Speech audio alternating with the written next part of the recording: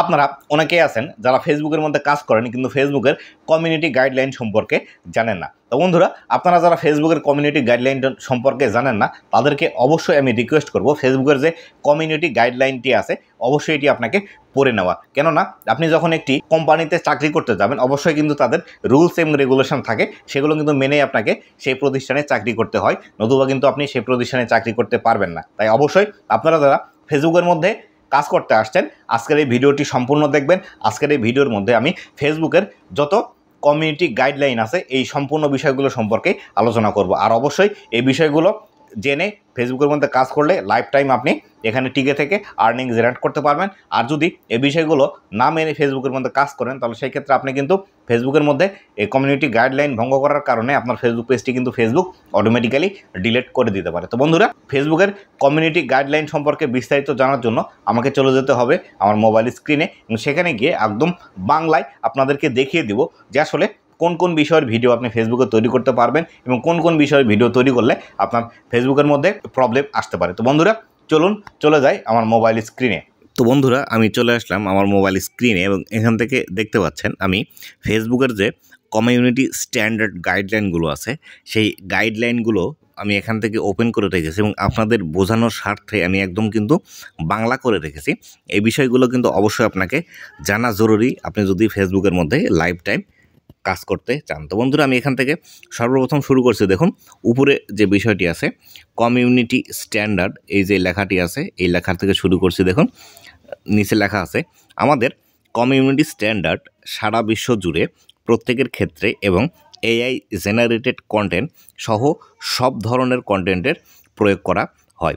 এখান থেকে আপনারা সম্পূর্ণ বিষয়গুলো বুঝতেই পারলেন যে সম্পূর্ণ পৃথিবী জুড়ে ফেসবুকের একই এই কমিউনিটি স্ট্যান্ডার্ড কিন্তু বিরাজ করে এবং এই ক্ষেত্রে মানুষের ক্ষেত্রে এবং এআই জেনারেটেড কন্টেন্টের ক্ষেত্রে একই কিন্তু নীতিমালা তারা গ্রহণ করে।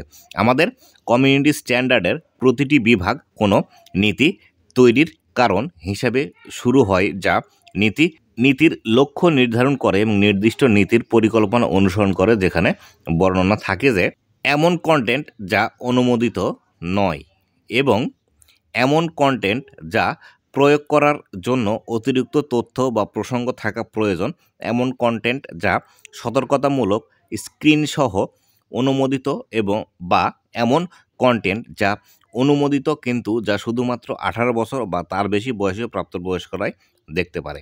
তো এখান থেকে এই বিষয়গুলো সম্পূর্ণ বাংলাতেই আছে, আশা করি এই বিষয়গুলো বুঝতে পেরেছেন। এবার আসি মূল যে কমিউনিটি স্ট্যান্ডার্ড বিষয়টি আছে সেই মূল কমিউনিটি স্ট্যান্ডার্ড বিষয় সম্পর্কে। এখান থেকে দেখুন সর্বপ্রথম যে বিষয়টি আছে এখান থেকে লেখা আছে হিংসাত্মক এবং অপরাধমূলক আচরণ। এই কাজগুলো কিন্তু কখনোই আপনাকে ফেসবুকের মধ্যে করা যাবে না। আপনি যদি ফেসবুকের মধ্যে এই কাজগুলো করে থাকেন তাহলে সেই ক্ষেত্রে আপনার কিন্তু ফেসবুকের মধ্যে কখনোই আপনি ইনকাম জেনারেট করতে তো পারবেনই না, বরঞ্চ আপনার যদি মনিটাইজেশন থাকে সেই ক্ষেত্রে কিন্তু আপনার মনিটাইজেশন চলে যাবে। তো এখান থেকে সর্বপ্রথম যে বিষয়টি আছে দেখুন এখান থেকে হিংস্রতা এবং উস্কানিমূলক। তো বন্ধুরা, আপনি যদি ফেসবুকের মধ্যে এসে কোনো একটি মানুষকে মারছেন অথবা মানুষকে প্রহার করছেন অথবা দেখা গেল আপনি কোনো পশু জবাই করছেন সেটি সরাসরি ফেসবুকের মধ্যে দেখাচ্ছেন, সেই ক্ষেত্রে এটি কিন্তু হিংস্রতার মধ্যে পড়ে। এই বিষয়টি কিন্তু কখনোই আপনাকে ফেসবুকের মধ্যে দেখানো যাবে না। আবার এখানে উস্কানিমূলক যে বিষয়টি বলা আছে সেটি হলো আপনি ফেসবুকের মধ্যে এসে এমনভাবে ভিডিও তৈরি করছেন বা এমনভাবে আপনার পোস্টগুলো করছেন যেটি মানুষকে উস্কে দেয় কোনো কাজ করার জন্য বা যেটি আসলে সামাজিকভাবে গ্রহণযোগ্য নয়, এমন কোনো কাজ করার জন্য মানুষকে আপনি যদি উদ্বুদ্ধ করে থাকেন সেক্ষেত্রে কিন্তু আপনার এটি সমস্যা আসবে ফেসবুকের মধ্যে। তাই অবশ্যই এই কাজগুলো করা থেকে আপনাকে বিরত থাকতে হবে।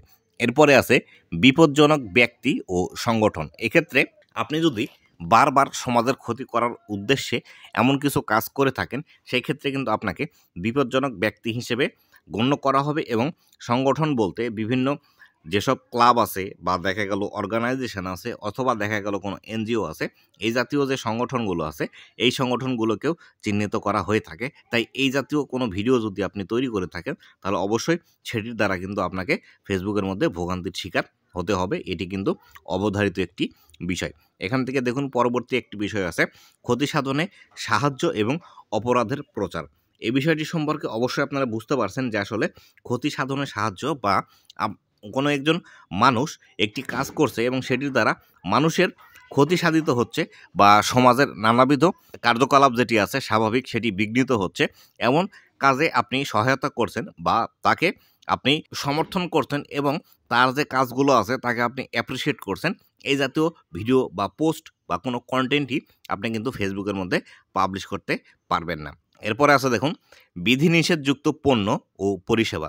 অনেক সময় অনেক যেসব প্রোডাক্ট আছে যে প্রোডাক্টগুলো আসলে সরাসরি মানুষকে দেখানো বা এই প্রোডাক্টগুলোর ব্যবহার বা আপনি কিভাবে এটি ব্যবহার করবেন এই বিষয়গুলো কিন্তু ফেসবুকের মধ্যে দেখানো একদমই উচিত নয়। সেই বিষয়গুলো যদি আপনি দেখান, এ জাতীয় অনেক নিষিদ্ধ কোনো পণ্য কিন্তু অবশ্যই আছে যেগুলো আসলে নাম নেওয়া উচিত নয়।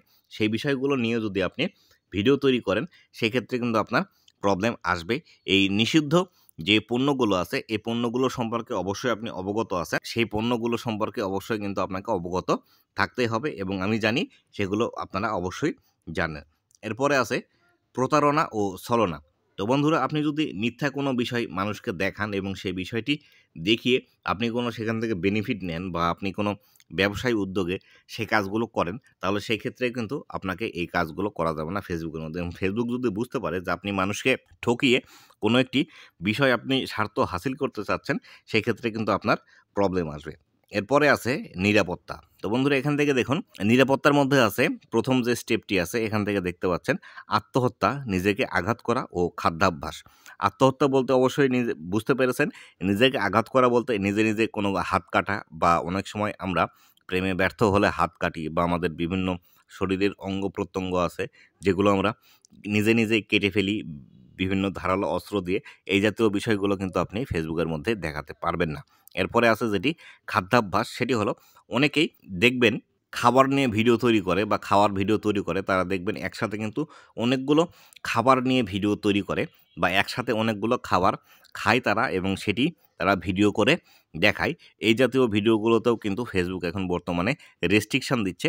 এটি কিন্তু অবশ্যই মনে রাখবেন। আপনারাও যারা এই খাবারের ভিডিওগুলো তৈরি করে থাকেন, একসাথে অনেকগুলো খাবার অথবা কাঁচা খাচ্ছেন বা এমন কোনো খাবার খাচ্ছেন যে খাবারগুলো আসলে খাওয়া উচিত নয় বা যে খাবারগুলো মানুষ আসলে সচরাচর খেতে পারে না, এই বিষয়গুলো নিয়েও কিন্তু আপনাকে ভিডিও তৈরি করা যাবে না।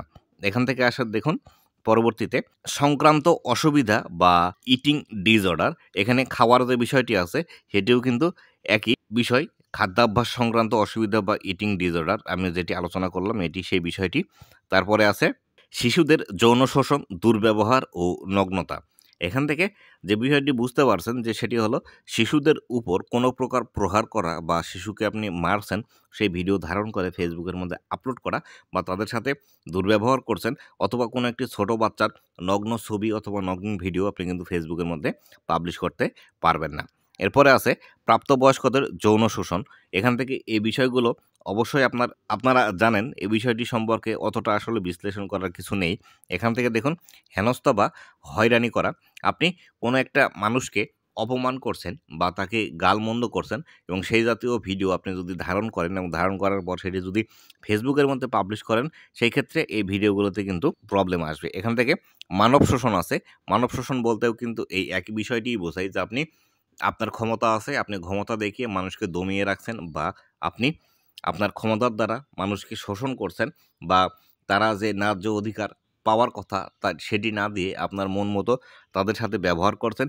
এই বিষয়টি কিন্তু ভিডিও তৈরি করে ফেসবুকের মধ্যে দেওয়া যাবে না। এরপরে আছে প্রাইভেসি লঙ্ঘন। তো বন্ধুরা, এই প্রাইভেসি লঙ্ঘনের মধ্যে আমরা অনেক সময় স্ক্রিন রেকর্ড করি। স্ক্রিন রেকর্ড করার পর ভিডিওগুলো তৈরি করি এবং এই স্ক্রিন রেকর্ড করার সময় যদি কারো ব্যক্তিগত ফেসবুক প্রোফাইল বা প্রোফাইলের নাম অথবা তাদের ব্যক্তিগত কোনো ইনফরমেশন যেমন ফোন নাম্বার হতে পারে, তার বিস্তারিত অ্যাড্রেস হতে পারে অথবা কোনো ব্যাংক অ্যাকাউন্ট হতে পারে অথবা দেখা গেল এমন কোনো বিষয় যে বিষয়টি প্রচার করলে সেই মানুষের ক্ষতি হতে পারে, এই বিষয়গুলোর ভিডিও কিন্তু আপনাকে তৈরি করা যাবে না। তাই অবশ্যই এই বিষয়টি সম্পর্কে একদমই কনসার্ন থাকবেন যে আসলে আপনি যখন কোনো একটি ভিডিও তৈরি করছেন সেই ভিডিওর মধ্যে এমন কোনো বিষয় যেন না আসে যেমন ইমেল অ্যাড্রেস, ফোন নাম্বার, তার অ্যাড্রেস অথবা তার বাড়ি অথবা তিনি কত ইনকাম করেন সেই জাতীয়, তার ব্যাংকের অ্যাকাউন্ট নাম্বার, এই জাতীয় বিষয়গুলো যদি আপনার ভিডিওর মধ্যে আসে তাহলে অবশ্যই সেখানে ব্লার করে দেওয়ার চেষ্টা করবেন।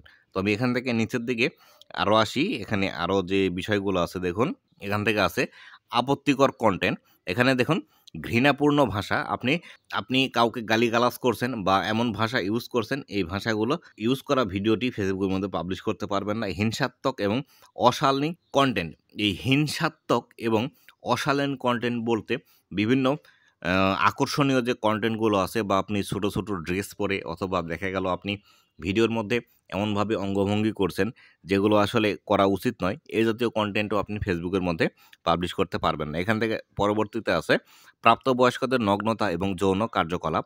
এখান থেকে বিষয়টি অবশ্যই আপনারা বুঝতে পারছেন যে প্রাপ্তবয়স্ক মানুষ যদি নগ্নতা প্রচার করে বা নগ্ন অবস্থায় ভিডিও তৈরি করে সেই ভিডিওটি ফেসবুকের মাধ্যমে পোস্ট করে, সেই ভিডিও কিন্তু সমস্যা আসবে, অথবা যৌন কার্যকলাপ এটি সম্পর্কে আপনাদের আসলেই ধারণা থাকা উচিত, বা আমি জানি আপনাদের ধারণা আছে, এই সম্পর্কে আমি বিস্তারিত বলতে চাচ্ছি না। প্রাপ্তবয়স্কদের যৌনতাপূর্ণ প্রস্তাব এবং স্পষ্ট যৌন ইঙ্গিতপূর্ণ ভাষা, এই বিষয়টি সম্পর্কেও বিস্তারিত হয়তো আপনারা বুঝতে পারছেন যে আপনি কাউকে অ্যাপ্রোচ করছেন এই বিষয়গুলো করার জন্য, কিন্তু সেই প্রস্তাব যেভাবে আপনি করছেন সেটি ভিডিওর মাধ্যমে করছেন, এটি যদি করে থাকেন তাহলে সেই ক্ষেত্রে কিন্তু আপনার প্রবলেম আসবে। এখান থেকে দেখুন অখণ্ডতা ও বিশ্বাসযোগ্যতা, এখানটায় আছে অ্যাকাউন্টের অবিচ্ছেদ্যতা এবং বিশ্বাসযোগ্যতার পরিচয়, এই বিষয়গুলো সম্পর্কে আপনাকে কিন্তু অবশ্যই কনসার্ন থাকতে হবে। অ্যাকাউন্টের যে বিষয়গুলো আছে এই বিষয়গুলো কখনোই আপনাকে সরাসরি ফেসবুকের মধ্যে দেখানো যাবে না। স্প্যাম বিষয়টি আছে, দেখুন স্প্যাম বলতে আপনি একই কাজ বারবার করছেন, বা দেখা গেল আপনি কাউকে কমেন্ট করছেন কিন্তু সেই কমেন্টটি আপনি একবার করে নিয়েছেন, লিখে নেওয়ার পর বারবার সেই একই কমেন্টটি আপনি করেই যাচ্ছেন, এই বিষয়টি কিন্তু কখনোই ফেসবুকের মধ্যে করা যাবে না। যদি এটি করেন তাহলে কিন্তু সেটি স্প্যাম আকারে হবে, সেটি হতে পারে কমেন্ট, হতে পারে লাইক, হতে পারে ফ্রেন্ড রিকোয়েস্ট, যেন প্রতিদিন বারবার আপনি বেশি ফ্রেন্ড রিকোয়েস্ট পাঠাচ্ছেন, সেই ক্ষেত্রে কিন্তু এটি আপনার স্প্যামিংয়ের আন্ডারে চলে আসতে পারে। অথবা দেখা গেল একটি ভিডিও আপনি বারবার শেয়ার করছেন, এক্ষেত্রে কিন্তু আপনার স্প্যামিংয়ের আন্ডারে চলে আসতে পারে। এখান থেকে সাইবার সিকিউরিটি যে বিষয়টি আছে এই বিষয়গুলোর মধ্যেও আসলে ইনফরমেশন জাতীয় যে বিষয়গুলো আছে সেগুলো কিন্তু পড়ে, বা আপনি কারো কোনো একটি আইডি হ্যাক করছেন বা হ্যাক করার ভিডিও আপনি দেখাচ্ছেন, এই জাতীয় যে বিষয়গুলো আছে এগুলো কিন্তু আপনার ভিডিওর মধ্যে থাকা যাবে না, বা সাইবার সিকিউরিটির মধ্যে যে বিষয়গুলো পড়ে এই বিষয়গুলো কিন্তু আপনাকে দেখানো যাবে না। এখান থেকে দেখুন অসত্য আচরণ, বা আপনি এমন কোনো আচরণ আপনার ভিডিওর মধ্যে করছেন যে আসলে আচরণটি স্বাভাবিক অবস্থায় মানুষের পক্ষে করা সম্ভব নয়, বা আপনি এমনভাবে আপনার বিষয়গুলো দেখাচ্ছেন সেটি অতিরঞ্জিত করে, সেটি কিন্তু করা যাবে না ফেসবুকের মধ্যে। এখান থেকে দেখুন গুজব আছে, এই গুজবের মধ্যে অবশ্যই আপনারা বুঝতে পারছেন যে আসলে মিথ্যা কোনো বিষয়কে বেশি বাড়িয়ে চড়িয়ে বলাকেই গুজব বলা হয়, আর এই বিষয়গুলো কিন্তু ফেসবুকে কখনোই করা যাবে না।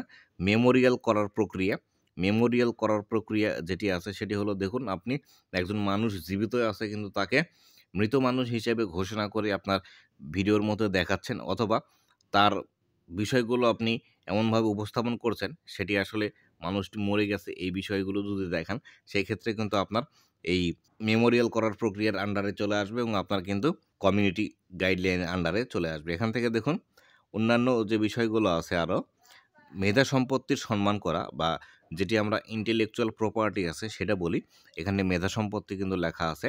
আপনার যদি নিজস্ব কোনো কন্টেন্ট হয়, বা আপনি দেখা গেল কোনো কবিতা লেখেন, গান লেখেন অথবা গল্প লেখেন, আপনি সেটি ফেসবুকের মধ্যে পাবলিশ করেছেন, কিন্তু সেই বিষয়টি অন্য কেউ যদি ইউজ করে এবং সেখানে আপনার যদি কোনো ক্রেডিট না থাকে তাহলে সেই ক্ষেত্রে কিন্তু এই মেধা সম্পত্তির আন্ডারেও আপনার এই কমিউনিটি গাইডলাইন চলে আসবে। সর্বশেষ যে বিষয়টি আছে সেটি হলো কন্টেন্ট সম্পর্কিত অনুরোধ এবং সিদ্ধান্ত। এখানে লেখা আছে ইউজারের অনুরোধ অপ্রাপ্তবয়স্কদের জন্য অতিরিক্ত সুরক্ষা।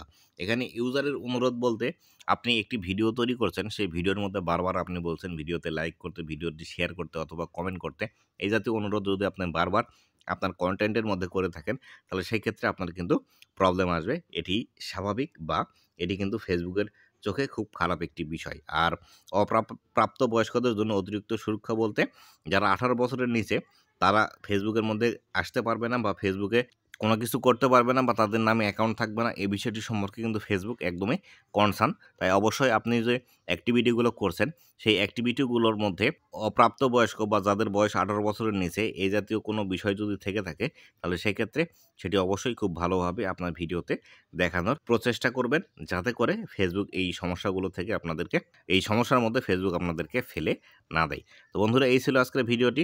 ভিডিওটি কেমন লেগেছে অবশ্যই জানাবেন।